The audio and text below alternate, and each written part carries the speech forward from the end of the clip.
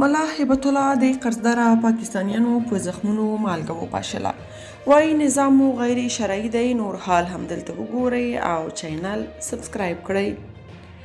د طالبانو مشر ملا هیبت الله وایي چې په پاکستان کې واکمن قوانین غیر اسلامي او غیر شرعي دي. د پاکستاني طالبانو تحریک شنبه د سلواغې پر 8 پاکستان کې د کفري قوانینو په اړه د امیر المؤمنین شیخ هیبت الله خونزاده نظر تر نامه لاندې د افغانستان د طالبانو د مشر غږیز پیغام خپور کړی دی.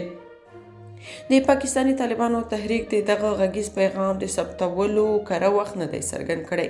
ملا هیبت الله په دغه غږیز پیغام کې وایي چې امریکا او لویدیځ هیوادونه هڅه کوي چې افغانستان کې سیکولر نظام رامنځته کړي ترڅو اسلام او حکومت سره جلا کړي. د ده په وینا افغانستان کې د سیکولر نظام د جوړېدو په صورت کې به اسلام په مدرسو کې پاتې شي او له مدرسو بهر به اسلام نه وي.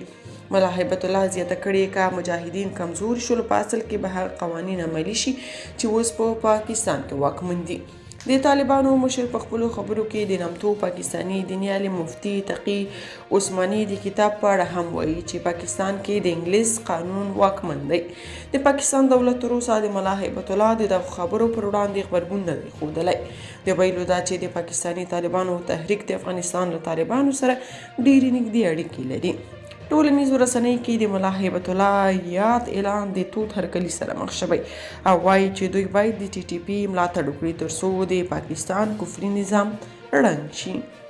که تاسو په دې اړه څه نظر لرئ په کومنټ کې شریک او چینل سبسکرایب کړئ.